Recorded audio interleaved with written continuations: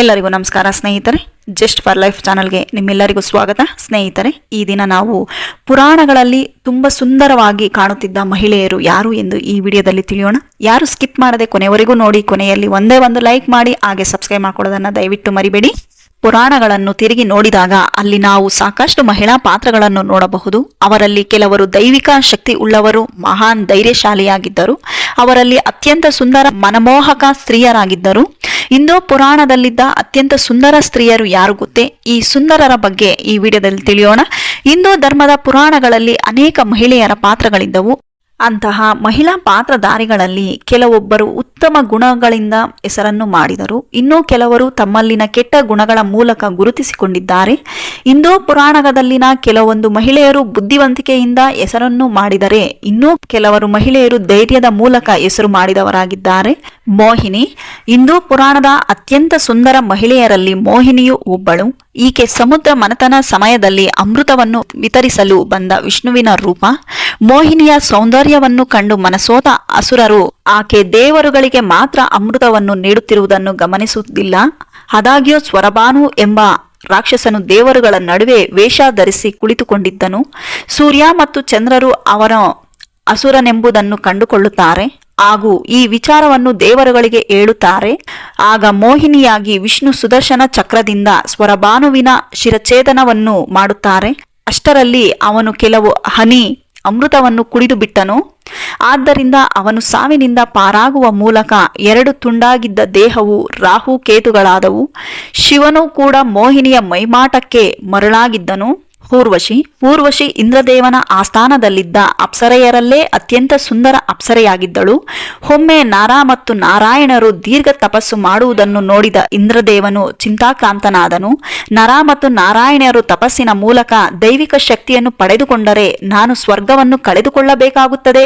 ಅವರು ಸ್ವರ್ಗದ ಮೇಲೂ ತಮ್ಮ ಆಧಿಪತ್ಯವನ್ನು ಸಾಧಿಸುತ್ತಾರೆ ಎಂದು ತಿಳಿದ ಇಂದ್ರದೇವನು ಅವರ ತಪಸ್ಸನ್ನು ಭಂಗಗೊಳಿಸಲು ತನ್ನ ಆಸ್ಥಾನದಲ್ಲಿದ್ದ ರಂಬೆ ಮತ್ತು ಮೇನಕೆಯನ್ನು ಕಳುಹಿಸುತ್ತಾನೆ. ಆದರೆ ನರ ಮತ್ತು ನಾರಾಯಣರು ರಂಬೆ ಮತ್ತು ಮೇನಕೆಯ ಮೈಮಾಟಕ್ಕೆ ಮರಳಾಗುವ ಬದಲು ಅವರಿಗೆ ಸವಾಲನ್ನು ಹಾಕಿ ತಮ್ಮ ತೊಡೆಯಿಂದ ಅತ್ಯಂತ ಸುಂದರ ಕನ್ಯೆಯನ್ನು ಸೃಷ್ಟಿಸುತ್ತಾರೆ. ಆಕೆಯೇ ಊರ್ವಶಿ. ರುಕ್ಮಿಣಿ ಮಹಾಭಾರತ ಮಹಾಕಾವ್ಯದ ಇಬ್ಬರು ಅತ್ಯಂತ ಸುಂದರ ಮಹಿಳೆಯರಲ್ಲಿ ಒಬ್ಬಳು. ರುಕ್ಮಿಣಿಯನ್ನು ಲಕ್ಷ್ಮೀದೇವಿಯ ಅವತಾರ ಮತ್ತು ವಿದರ್ಭ ರಾಜ ಭೀಷ್ಮಕನ ಮಗಳಾಗಿ ಜನಿಸಿದಳು. ರುಕ್ಮಿಣಿ ಪರಿಪೂರ್ಣ ರಾಜಕುಮಾರಿಯಾಗಿದ್ದು ಆಕೆಯ ಸೌಂದರ್ಯಕ್ಕೆ ದ್ವಾಪರ ಯುಗದ ಪ್ರತಿಯೊಬ್ಬ ರಾಜನು ಆಕೆಯನ್ನು ಮದುವೆಯಾಗಲು ಆತೊರೆಯುತ್ತಿದ್ದನು. ಆದರೆ ರುಕ್ಮಿಣಿ ಶ್ರೀಕೃಷ್ಣನನ್ನು ಪ್ರೀತಿಸುತ್ತಿದ್ದಳು. ರುಕ್ಮಿಣಿಯ ಧೈರ್ಯ, ಸದ್ಗುಣ, ಶೌರ್ಯ ಮತ್ತು ಮೋಹಕತೆ ಶ್ರೀಕೃಷ್ಣನ ಮನಸ್ಸು ಮರುಳು ಮಾಡಿತು. ದ್ರೌಪದಿ ಮಹಾಭಾರತದ ಇನ್ನೊಬ್ಬ ಅತ್ಯಂತ ಸುಂದರ ಮಹಿಳೆ ದ್ರೌಪದಿ ಯಜ್ಞದಿಂದ ಜನಿಸಿದವಳು. ಆಕೆಯ ಸೌಂದರ್ಯವು ಸಾಮಾನ್ಯಕ್ಕಿಂತ ಭಿನ್ನವಾಗಿತ್ತು, ಏಕೆಂದರೆ ಅವಳು ಕಪ್ಪು ಮೈಬಣ್ಣ ಹೊಂದಿದಳು. ಆ ಯುಗದ ಹೆಚ್ಚಿನ ಪ್ರಸಿದ್ಧ ಯೋಧರು, ರಾಜರು ಮತ್ತು ರಾಜಕುಮಾರರು ದ್ರೌಪದಿಯ ಸ್ವಯಂವರದಲ್ಲಿ ಭಾಗವಹಿಸಿದರು. ಅಂತಿಮವಾಗಿ ಸ್ವಯಂವರದಲ್ಲಿ ಅವಳ ಕೈಯನ್ನು ಗೆದ್ದವನು ಪಾಂಡವ. ರಾಜಕುಮಾರ ಅರ್ಜುನ. ದ್ರೌಪದಿಯು ಸ್ತ್ರೀ ಪರಿಶುದ್ಧತೆಯ ಮೂಲ ರೂಪವಾಗಿದ್ದಳು. ದ್ರೌಪದಿಯ ಹೆಸರುಗಳನ್ನು ಪಠಿಸುವುದರಿಂದ ಪಾಪಗಳು ದೂರವಾಗುತ್ತದೆ ಎಂಬುದು ನಂಬಿಕೆ. ಸೀತೆ ಯಾವ ದೇವರಿಂದಲೂ ಸೃಷ್ಟಿಯಾದವಳಲ್ಲ, ಯಾವುದೇ ಗರ್ಭದಿಂದಲೂ ಜನ್ಮವನ್ನು ಪಡೆದುಕೊಂಡವಳಲ್ಲ. ಆಕೆ ಲಕ್ಷ್ಮೀದೇವಿಯ ರೂಪವಾಗಿದ್ದು ತ್ರೇತಾಯುಗದಲ್ಲಿ ಸ್ವಯಂ ಸೃಷ್ಟಿ ಹೊಂದವಳು.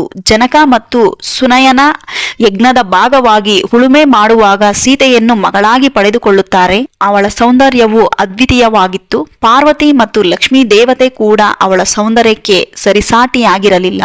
ಪರಿಪೂರ್ಣತೆಯ ಸಾಕಾರವೂ ಆಗಿದ್ದಳು. ಅವಳನ್ನು ಅಪಹರಿಸಿದ ಲಂಕದ ರಾಜ ರಾವಣನು 3 ಲೋಕಗಳನ್ನು ಗೆದ್ದ ವ್ಯಕ್ತಿಯಾಗಿದ್ದನು ಮತ್ತು ಅವನ ಬಳಿ ಅಪ್ಸರೆಯರ ಗುಂಪೇ ಇತ್ತು. ಆದರೆ ಅವನೂ ಕೂಡ ಸೀತಾದೇವಿಯನ್ನು ಮೊದಲ ಬಾರಿಗೆ ಭೇಟಿಯಾದಾಗ ಅವಳ ಸೌಂದರ್ಯಕ್ಕೆ ಮಾರು ಹೋದನು. ತ್ರಿಲೋತ್ತಮ ಬ್ರಹ್ಮನ ಆದೇಶದ ಮೇರೆಗೆ ದೈವಿಕ ವಾಸ್ತುಶಿಲ್ಪ ವಿಶ್ವಕರ್ಮನು 3 ಲೋಕಗಳಲ್ಲಿ ಹಿಂದೆಂದೂ ಕಾಣದಷ್ಟು ಮೋಡಿ ಮತ್ತು ಸೌಂದರ್ಯ ಹೊಂದಿರುವ ಮಹಿಳೆಯರನ್ನು ಸೃಷ್ಟಿಸಿದನು. ಅಂತಹ ಒಬ್ಬ ಮಹಿಳೆ ತ್ರಿಲೋತ್ತಮ. ತಿಲ ಎಂದರೆ ಎಳ್ಳು, ಉತ್ತಮ ಎಂದರೆ ಅತ್ಯಂತ ಒಳ್ಳೆಯ ಗುಣ. ಅವಳ ಹೆಸರಿಗೆ ತಕ್ಕಂತೆ ಅವಳ ಪ್ರತಿಯೊಂದು ಭಾಗವು ಪರಿಪೂರ್ಣವಾಗಿತ್ತು. ತಪಸ್ವಿಯಾಗಿದ್ದ ಮತ್ತು ತನ್ನ ಪತ್ನಿ ಪಾರ್ವತಿ ದೇವತೆಗಳನ್ನು ಆಳವಾಗಿ ಪ್ರೀತಿಸುತ್ತಿದ್ದ ಶಿವನು ಸಹ ಅವಳ ಮೋಡಿ ಮತ್ತು ಅವಳ ದೇಹದಿಂದ ಹೊರಹೊಮ್ಮುವ ಉಳುಪಿನಿಂದ ಮಾರು ಹೋಗಿದ್ದನು. ಮಂಡೋದರಿ ಸೀತೆಯನ್ನು ಅಪಹರಿಸಿ ರಾಮನಿಂದ ಕೊಲ್ಲಲ್ಪಟ್ಟ ಅಸುರ ರಾವಣನ ಪತ್ನಿ. ಹಿಂದೂ ಪುರಾಣಗಳಲ್ಲಿ ಅತ್ಯಂತ ಸುಂದರ ಮಹಿಳೆಯರಲ್ಲಿ ಅವಳು ಒಬ್ಬಳು.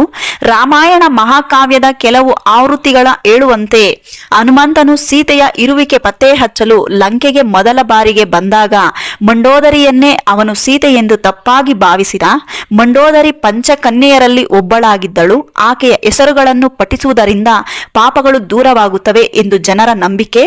ಅವಳು ಮಾಯಾಸುರ ಮತ್ತು ಅಪ್ಸರೆ ಹೇಮಳ ಮಗಳಾಗಿದ್ದಳು.